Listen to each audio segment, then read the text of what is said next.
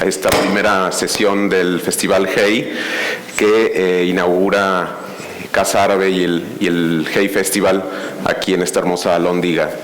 Y desde luego tenemos también abajo la exposición Cáñamos y Viñetas, que les recomendamos mucho visitar. Refleja también otro tipo de literatura del mundo árabe, que es el cómic y la novela gráfica. Me da un enorme placer tener esta mañana a Ala El-Aswany, un gran novelista egipcio y también un comentarista y analista de la realidad contemporánea egipcia. La charla, la conversación, que durará unos 45 minutos y después cederemos 10 minutos al público en el formato clásico del Hey Festival, será en francés, con interpretación simultánea. Entonces, pues vamos a dar comienzo. Bienvenido, Ala. Je vais lire faire une petite introduction sur sa. Voy ahora a hacer una pequeña presentación biográfica. Ala Al-Aswany nació en El Cairo en 1957, es escritor egipcio y también es dentista. Nació en una familia de intelectuales, un padre escritor. También ha estudiado en el Liceo francés en El Cairo y ha estudiado cirugía dental en la Universidad de Illinois en Chicago, en Estados Unidos. Su novela, El edificio Jacobian, fue publicado en 2002. Fue un fenómeno editorial en el mundo árabe. Y luego se tradujo muy rápidamente a más de 20 y tantos idiomas. También ha sido objeto de una versión cinematográfica con muchísimo éxito. Luego ya publicó la novela Chicago, que se publicó en 2006, que describe la vida de los estudiantes árabes en Estados Unidos después del 11 de septiembre. En 2012 publica Crónicas de la Revolución Egipcia. Es un libro que no es una novela, sino que es una recopilación de artículos de prensa. Habla de los problemas políticos de Egipto, así como de la situación política de otros países árabes. Su última novela es la que nos ocupa hoy en el marco de esta charla, Automóvil Club de Egipto. Esta novela se ubica en El Cairo en los años 40. Se publicó en Egipto en abril de 2013 y se ha publicado en francés por Actes Sud. Y nos complace muchísimo tener ahora una edición española.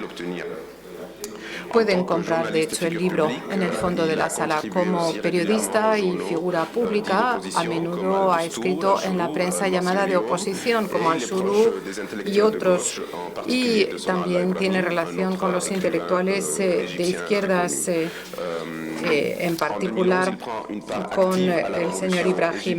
En 2011 participa activamente en la Revolución Egipcia, que se inicia en 2011, y en marzo participa en un debate televisado contra Ahmed Shafik, primer ministro interino nombrado por Mubarak. Al-Aswany tiene un estilo directo que hace que sea muy accesible para muchos lectores, pero tampoco sacrifica nada en cuanto al poderío del relato. Tiene mucha capacidad para describir la ciudad, la vida en Egipto en toda su diversidad, y se le suele comparar, se compara su obra al Premio Nobel de Literatura Naguib Mahfouz. Después de esta pequeña introducción, le damos la bienvenida, por lo tanto, al señor. Nos complace muchísimo tenerle aquí con nosotros.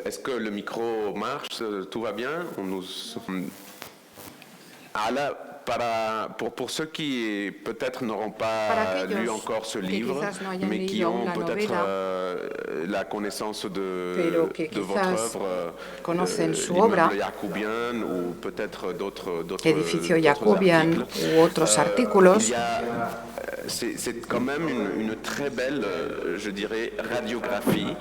La verdad es que es una radiografía magnífica de Egipto en el siglo XX.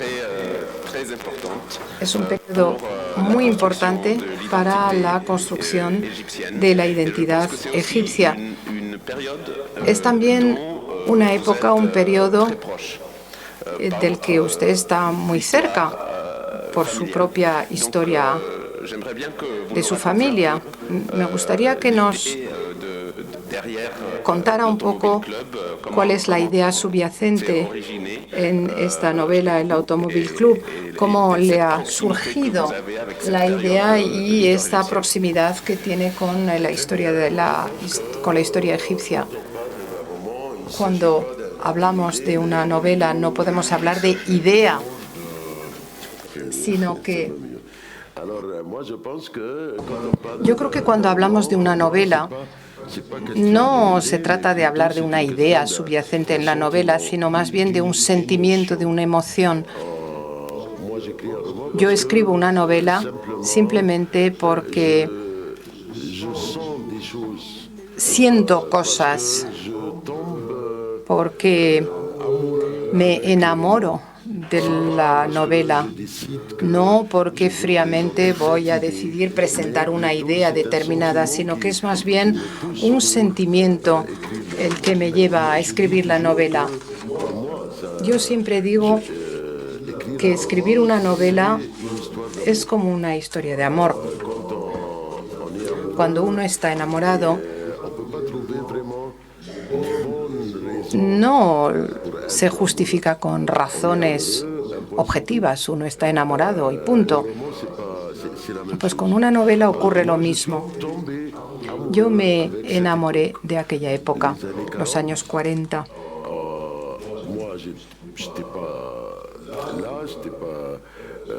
Yo no estaba, claro. Yo he nacido en el 57. Pero mi padre, que era un escritor conocido en Egipto, también era el letrado, el abogado del Automóvil Club del Cairo. Así que cuando yo era un chaval, en los años 60, él me llevaba ahí. Y en varias ocasiones he pasado todo el día con los camareros, con los cocineros del Automóvil Club. Y en aquella época todos ellos habían trabajado con el rey. Entonces ellos me contaban cosas acerca del rey, la familia real egipcia. Y yo creo que todo esto me conmovió mucho y yo me quedé con ese mundo de aquella época encerrado en mi corazón. Y en algún momento decidí o me sentí motivado para escribir esa novela y reproducir ese mundo de los años 40. Esto en cuanto a emoción. Claro que al final también hay razones objetivas. Y es que hay muchos puntos comunes entre la época de los años 40 y el periodo que va desde el año 2000 hasta el 2010 en Egipto, en el sentido de que en ambas épocas todo el mundo sabía con certeza que el antiguo régimen iba a caer. Pero se planteaba la cuestión de saber qué es lo que se iba a hacer después. Y por lo tanto, aquella época, que es paralela a la época que vivimos hoy en día, pues quizás este es el motivo objetivo que me ha llevado a interesarme por los años 40.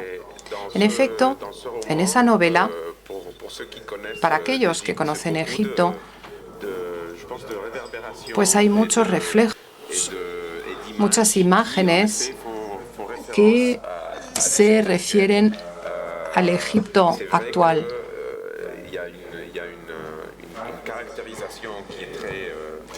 Hay una caracterización histórica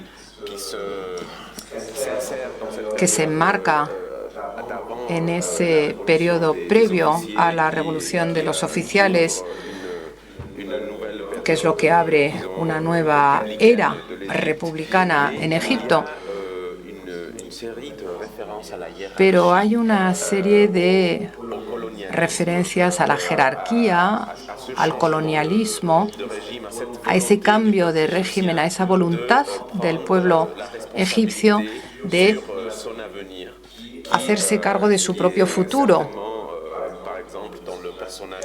En el personaje de Kamel, por ejemplo, es como un héroe, y es un estudiante de Derecho. Y es muy significativo el que sea un estudiante de Derecho que quiere que se imponga el Estado de Derecho. Es un ideal para él. Y yo creo que para los lectores del mundo árabe, pues eso tiene que traer mucho eco. ¿Cuál ha sido la reacción ahí? Bueno, pues yo creo que el autor de la novela es el peor ubicado para analizar su propia novela. Pero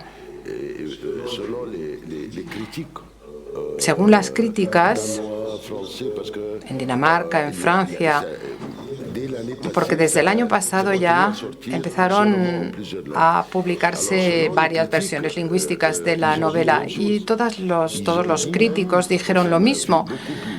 Dijeron, y eso me agradó mucho, dijeron que pese al hecho de que esta novela discurre en los años 40, pese a ello, pues es la novela de la primavera árabe. Porque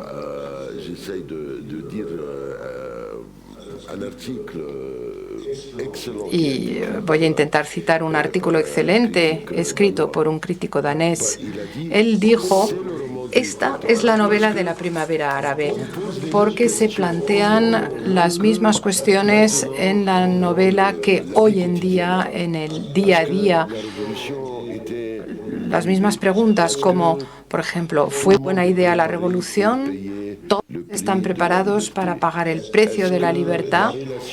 ¿Acaso la relación entre los egipcios y los occidentales ha de ser así? En fin, todas esas preguntas que uno se hacen en Egipto, incluso en todo el mundo árabe. Pues todas estas preguntas, sí, según los críticos, esas preguntas ya están en la novela. Y eso es como muy literario, porque lo fundamental en literatura no tiene que ver con el contexto social o político, porque el contexto sociopolítico cambia. Cuando leemos a Balzac o cuando se lee a Dostoyevsky o cuando se lee a Chekhov, pues las condiciones o el contexto social, pues claro, son condiciones o contexto del siglo XIX que ya no existe, pero sin embargo seguimos leyendo a esos autores por la condición humana. La literatura, en realidad, es lo humano, es un arte de la humanidad. Gracias a la literatura podemos aprender a no juzgar a los demás, sino más bien a intentar entenderlos. Gracias a la gran literatura nos damos cuenta de que todos somos seres humanos con puntos fuertes y con puntos endebles, y hemos de entender las debilidades de los demás, porque todos somos seres humanos. Y gracias a la gran literatura también nos convertimos en seres humanos mucho más sensibles y mucho más tolerantes.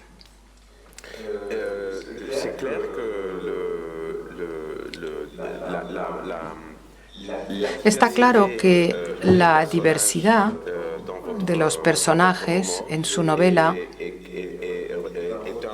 es el reflejo de esta población egipcia que es muy diversificada.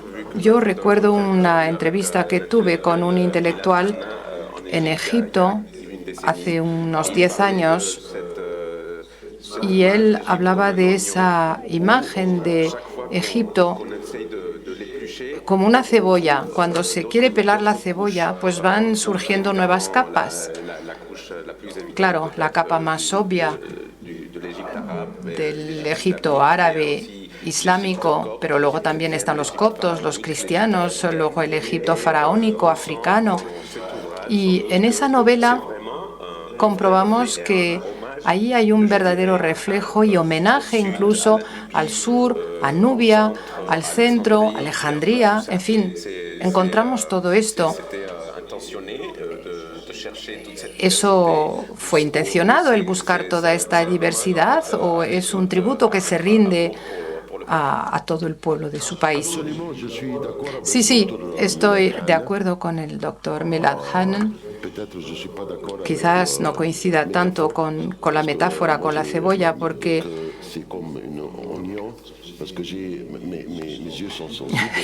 yo diría más bien que es como una cebolla porque los ojos lloran. Pero estoy de acuerdo con la idea. Es verdad que Egipto está estratificado, como decimos los médicos, es decir, que hay muchos estratos en Egipto. En Egipto somos árabes, pero no solamente somos árabes. Hemos sido árabes durante 15 siglos, pero antes de ser árabes, Egipto ya existió durante 35 siglos antes. Así que yo creo que en cada egipcio está el árabe, el africano, la época faraónica.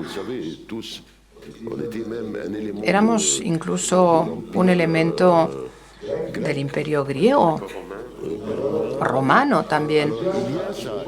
Así que todo esto lo encontramos en los egipcios y esta es la cultura egipcia. Yo recuerdo que estudiaba en el Liceo Francés del Cairo en los años 60. Teníamos profesores franceses. En Francia en aquella época había un sistema llamado de cooperación. Y con este sistema los jóvenes franceses podían escoger entre ir a la mili o enseñar francés en otro país. Y eso de lo que hablo era después del 68, con lo cual tuvimos una generación de jóvenes profesores franceses, jóvenes intelectuales que no querían ir a la mili, prefirieron enseñar francés y para nosotros fue una experiencia fantástica porque no eran profesores al uso. Así que en el Liceo Francés del Cairo, incluso después de la guerra del 67, pues teníamos a todo el mundo mezclado en clase, musulmanes, coptos, también había chavales libaneses católicos, incluso algunos judíos, quizás un par de ellos. Y como siempre, antes de Navidades,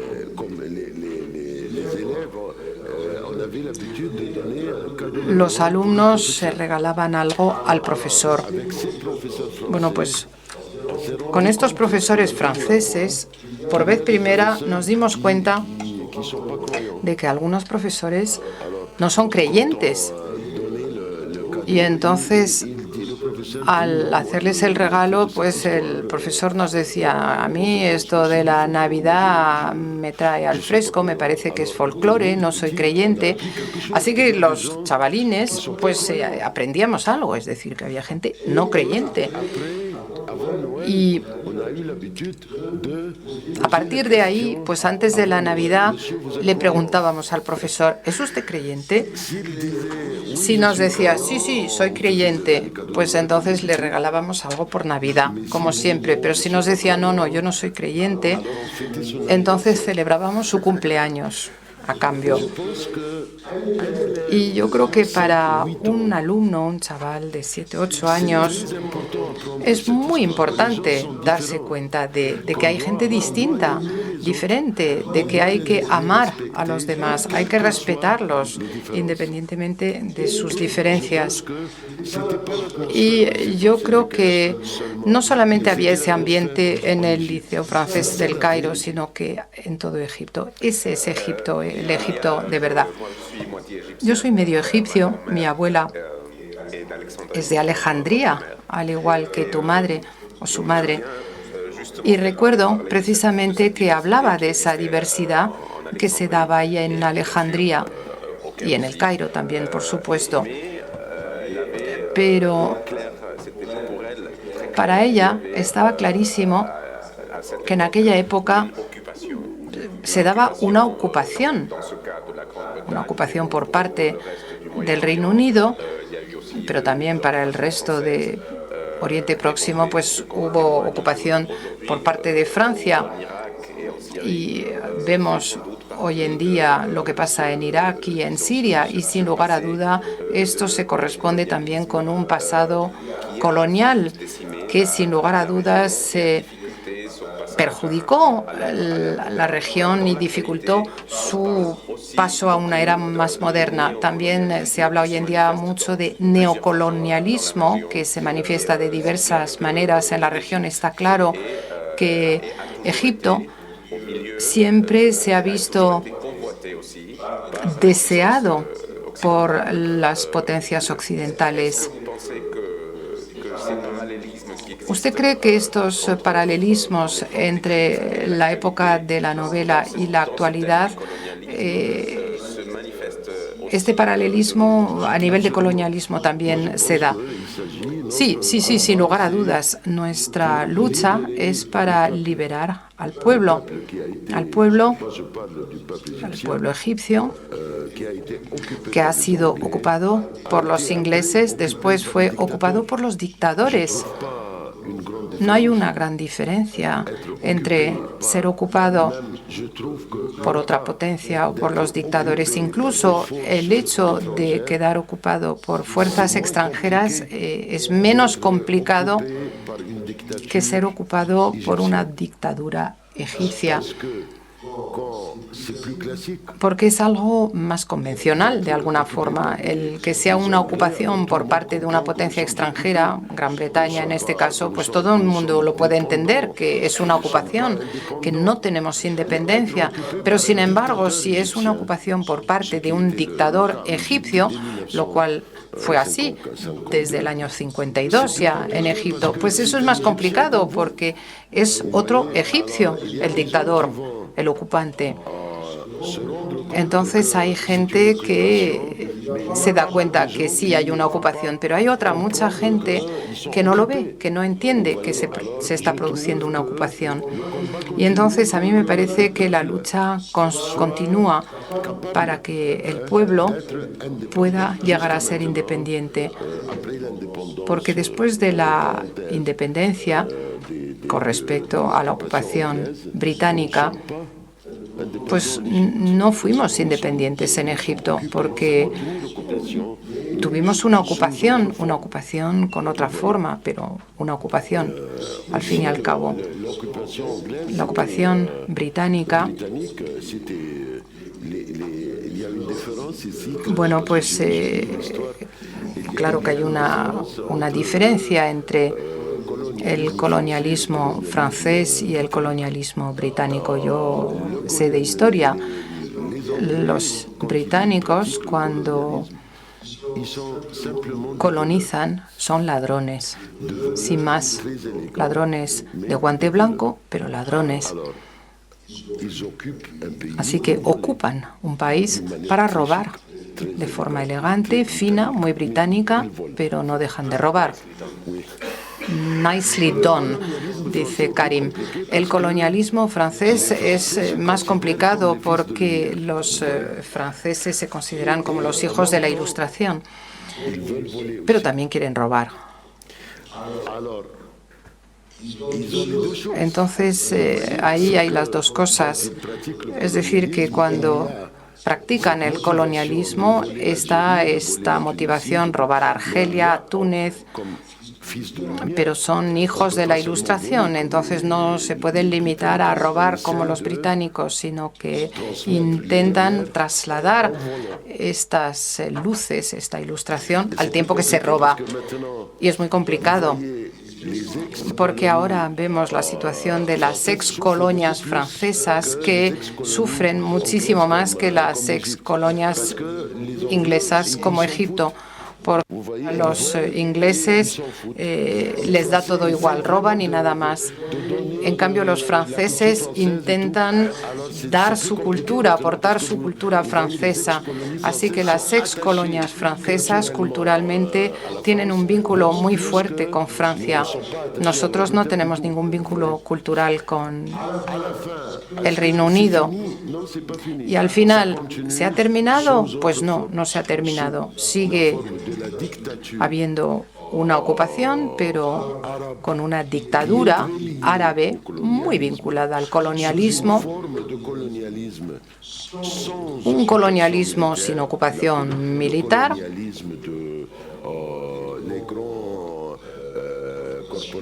es decir, el colonialismo de las grandes multinacionales.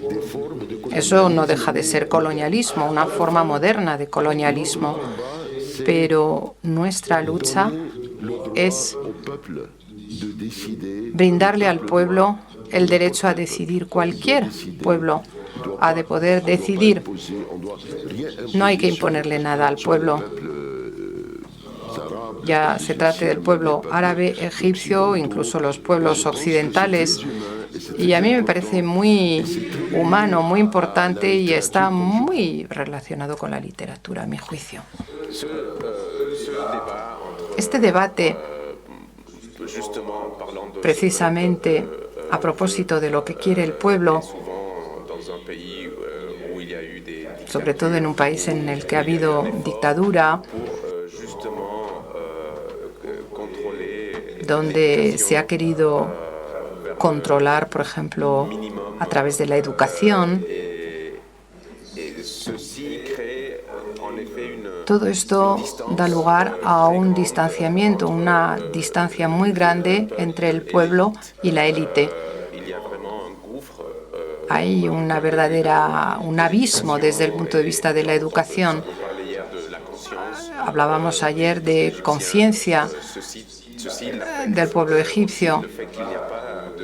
El hecho de que no existan suficientes instrumentos para llegar a esa nueva conciencia. Por lo tanto, ahí hay un papel claro para los ideólogos. La ideología quizás no está del todo desarrollada con respecto a la religión que conoce un nuevo auge. Yo creo que lo que hemos visto en los últimos años en Egipto, este debate entre los hermanos musulmanes, por un lado, y un Egipto más laico, nacionalista, al tiempo, pues este debate ha polarizado la sociedad. Digamos que ahora hay dos discursos contrapuestos y hay algo que divide incluso a las familias. Y sin embargo, nos parece que la madurez no es suficiente para no caer en esa trampa de la polarización. ¿Qué opina al respecto? La ideología y la religión en Egipto. Como siempre, usted aborda cuestiones fundamentales. El problema no es el Islam. El problema es la interpretación que se hace del Islam. Ha habido una interpretación egipcia de Muhammad Abdu en 1898. Es una interpretación del Islam muy abierta, muy tolerante, que apoya a los derechos de las mujeres, que apoya la democracia. Y esto sigue estando ahí, y por eso, pese al hecho de que ha habido ocupación británica en Egipto, a nivel de sociedad se ha progresado muchísimo. Por ejemplo, la primera mujer árabe en cualquier campo, pues siempre era una mujer egipcia, la primera mujer parlamentaria, primera ministra, siempre egipcias, esas mujeres. Al final de los años 70, después de la guerra del 73, el precio del petróleo se vio multiplicado por 3 o por 4, y por lo tanto a los países del Golfo les dio esto una fortaleza increíble. Y para entender lo que sucedió, no hay que olvidar que todos los países del Golfo cuentan con la estructura de una alianza entre las familias reales y los wahabitas. Los wahabitas, el wahabismo, es la interpretación más agresiva y más cerrada del Islam. Las familias reales del Golfo, no solamente las familias reales, sino también todas las asociaciones wahabitas, han gastado miles de millones de dólares durante más de 25 años para promover el wahabismo. Y esto lo vemos también en Europa. La mayoría de las mezquitas en Europa reciben el apoyo de asociaciones wahabitas. Por ello, vemos la burka, por ejemplo, en Europa. Mohamed Abdu, en 1898, decía claramente que la burka no tiene nada que ver con el Islam. Eso ya en 1898. Sin embargo, se está volviendo al burka. ¿Por qué? Pues porque son los wahabitas los que se gastan el dinero, los que escogen a los profesores de religión en las mezquitas. Y por lo tanto se promueve el wahabismo. ¿Por qué? Pues por motivos políticos. Si se promueve el wahabismo, pues las familias reales podrán mantenerse en el poder para siempre jamás, gracias a esa alianza. Así que la interpretación del Islam que se da hoy en día en el mundo árabe y que es la más popular, no es la interpretación egipcia, es el wahabismo. Y es una interpretación del terrorismo. Lo que está haciendo el Estado Islámico es aplicar el wahabismo. No es que hayan aportado ideas nuevas, sino que están aplicando el wahabismo. Arabia Saudita y las otras monarquías del Golfo son países petrolíferos, es decir, son socios en el gran negocio, y los sucesivos gobiernos norteamericanos no se atreven a criticar a sus socios en los negocios. Y eso es lo primero. Lo segundo, ¿por qué hay esa diferencia de conciencia? ¿Por qué hay revolucionarios? En Egipto, 20 millones de personas hicieron la revolución, y estos quieren el cambio de verdad. No pueden tolerar una dictadura, pero hay otras masas que sí pueden tolerar una dictadura, que la pueden aguantar, que no tienen dificultades con un dictador. Depende de lo que vaya a hacer. Si el dictador va a hacer cosas positivas, pues van a aceptar al dictador. Esa diferencia a nivel de conciencia no solamente tiene que ver con educación. Y me complace muchísimo poder hablar de un genio francés muy desconocido, desgraciadamente. Y les recomiendo, digamos, intentar leer lo que él escribe.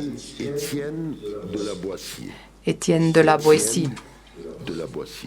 La Boétie s'écrit en français Se escribe en francés B-O-E-T-I-E.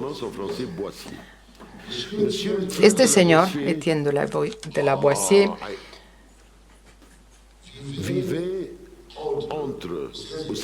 vivía en el siglo XVI, entre 1530 y 1561. Vivió en aquella época y murió con 31 años. Y él escribió un librito que realmente fue algo que trastocó la sociología. Se llama el libro El discurso de la servidumbre voluntaria. Discurso de la servidumbre voluntaria. ¿Y qué es lo que dice este autor? Y lo dijo ya en el siglo XVI. Dijo este señor que no existe un dictador. Esta idea de la dictadura no es cierta.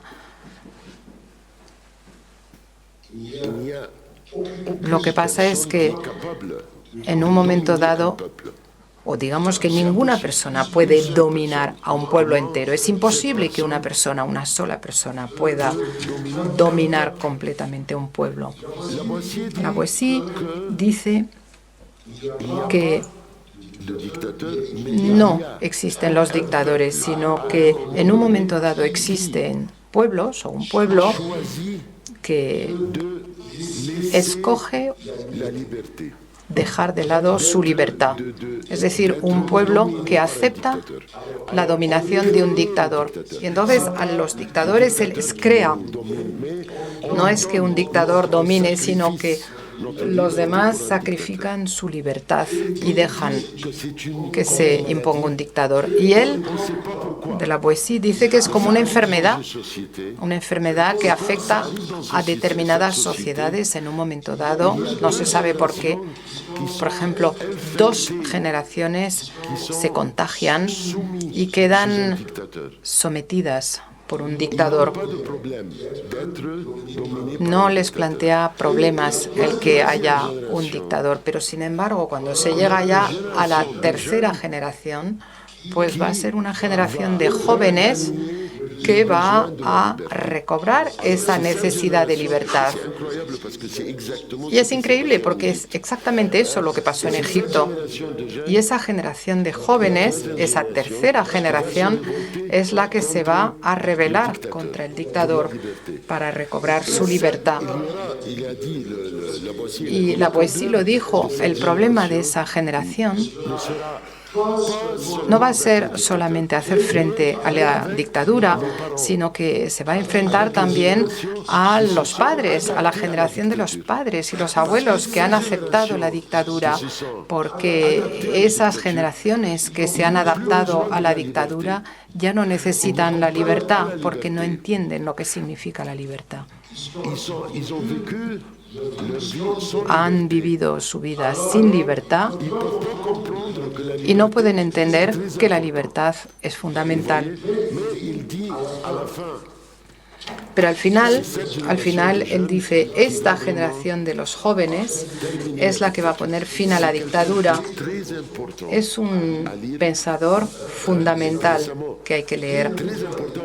Es fundamental leer a Étienne de la Boissier para entender lo que ocurre en el mundo actual. Él lo escribió entre 1530 y 1561, en el siglo XVI. Le iba a preguntar acerca de sus influencias literarias o le iba a preguntar que le recomendara al público alguna lectura para entender cómo Al-Aswany ha llegado al estilo que tiene de la Boissier. Es una buena recomendación, desde luego. Sí, porque yo, claro, leí a Étienne de la Boissier antes de escribir mi novela y es algo que me ha marcado mucho porque su idea es una idea muy cierta, muy profunda. Y cuando lean la novela, pues encontrarán cómo se aplica esa idea. Es decir, entre los camareros, por ejemplo, hay toda una generación que se rebeló, pero las generaciones anteriores no entienden lo que se pretende. Y es un poco lo que sucede en Egipto. La mayoría de los padres, pues hay polémicas en todas las casas, en todas las familias en Egipto, porque los jóvenes ven las cosas de una forma bien distinta y los padres no entienden, pero ¿qué es lo que queréis? Y sin embargo, pues el presidente al-Sisi, por ejemplo, los jóvenes no están satisfechos porque quieren libertad de verdad. Esto también lo encontrarán en la novela. Nos quedan pocos minutos antes de dar la palabra al público. En 2 ocasiones ya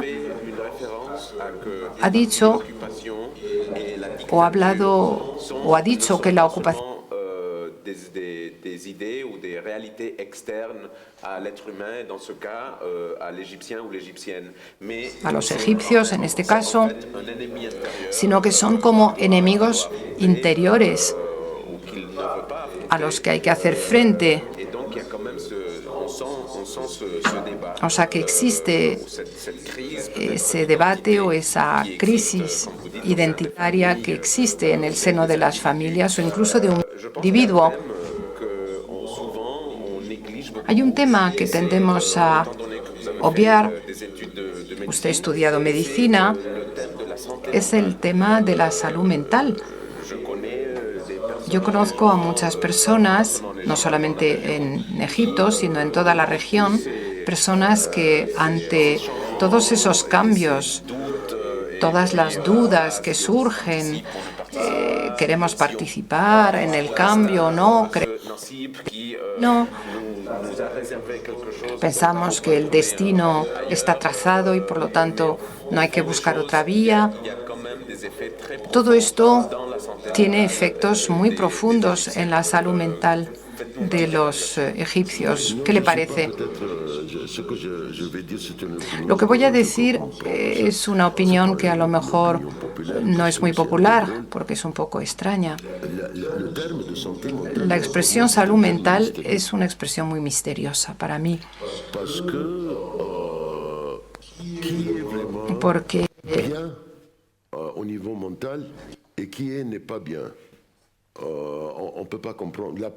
desde el punto de vista mental y quien no está bien. Los profesionales incluso tienen dificultades para verlo claramente. Cuando hablamos de Dostoyevsky, por ejemplo, que a mí me parece el novelista más importante de la historia de la humanidad, pues tenía epilepsia, él tenía alucinaciones, sentía cosas que no sentían los demás, tenía su propio mundo, padecía una soledad increíble, no se fiaba ni de sí mismo.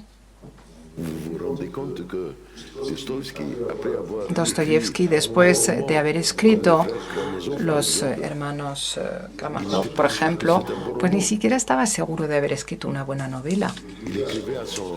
Él le decía a su hermano: acabo de terminar mi novela, pero estoy seguro de que al final estoy solamente repitiendo una serie de cosas y a lo mejor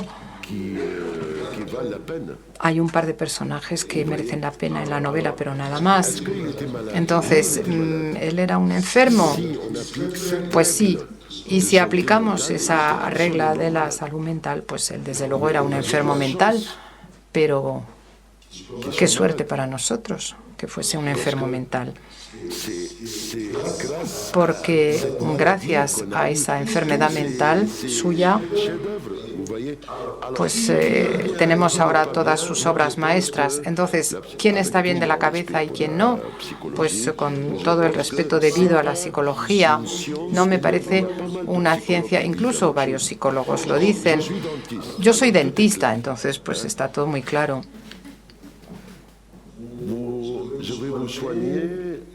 Le voy a curar la muela, le voy a hacer una endodoncia, luego pondré por encima una funda de porcelana y pues uno estará o mejor o peor. Si se encuentra peor, pues es que soy un mal dentista. O si me cargo su muela, pues es que soy un mal dentista. Ça veut dire que c'est mauvais, parce que c'est clair. Mais avec la psychologie, rien n'est clair. On donne toujours des comprimés, des choses pareilles. Dan pastillas y cosas, pero no se sabe de verdad quién está enfermo, quién no. ¿Quién está enfermo? El psicólogo, a lo mejor incluso, o el paciente y el psicólogo. O sea que no es una ciencia que todo el respeto debido. Así que expresiones como santé mentale, des problèmes psychologiques, des choses pareilles. Pour moi, ce ne sont pas des termes très clairs. Ils ne sont pas des termes très clairs. Moi, je comprends une science qui est très claire. Je comprends qu'on fait une chirurgie de cœur. Je comprends qu'on fait un bypass. Vous voyez, je comprends qu'on fait des choses qu'on peut voir. Mais disons, après la défaite de 1967, il y a eu un terme qui était l'Anaxa, qui indiquait clairement que le pays, où une grande partie de sa population était dans une dépression, peut-être pas clinique, dictée par un pas clinique, psychiatre, oui, pas clinique. Mais il y avait quand même quelque chose Absolument. qui manquait aux gens. Peut-être je ne veux pas dire qu'il n'y a pas de frustration, mais il y a de frustration. Mais où est la ligne entre où on dessine une ligne entre être frustré et être malade? Où est cette ligne? Pour moi, c'est très difficile de voir vous voyez, la différence. Oui, mais être frustré, être malheureux, ça ne veut pas dire être malade. Vous voyez? Alors, oui, je suis d'accord, après 1967, toute la société était frustrée, mais être malade au niveau psychologique, c'est autre chose.